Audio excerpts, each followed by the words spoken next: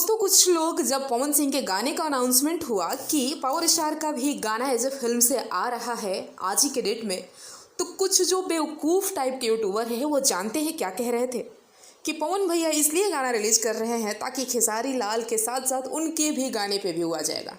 अब हम क्या ही बताएं इन लोगों को, बस भगवान से प्रार्थना करेंगे कि भगवान इनकी बुद्धि जो है वो थोड़ा सही कर दे और पॉजिटिव कर दे। चलिए बात करते हैं आज की वीडियो के बारे में। तो वीडियो को लाइक कर दीजिएगा, चैनल पर नया है तो सब्सक्राइब कीजिएगा। दोस्तों आज दो सुपरस्टार पवन सिंह और खेसारी लाल दोनों के ही गाने आए हैं। पवन सिंह का गाना आया है एज ए फिल्म से एक के ओढ़निया और खेसारी लाल का गाना आया है खेसारी म्यूजिक वर्ल्ड से सजनवा।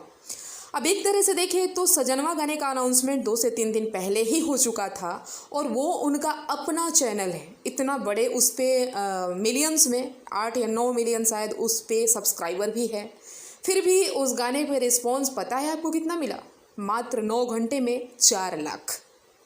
ये तो अच्छा है कि आज के डेट में यूट्यूब ने ऐसा रूल बना दिया, अपना ऐसा सिस्टम चेंज कर दिया कि जो भी व्यू होगा वो तुरंत अपडेट होता रहेगा और आपको दिखता रहेगा। नहीं तो पता है इतने पे ही पोस्टर बना दिया गया होता अगर पहले का रूल होता तो कि 90,000 या 1 लाख लाइक्स मिल गया तो 1 मिलियन व्यू क्रॉस है।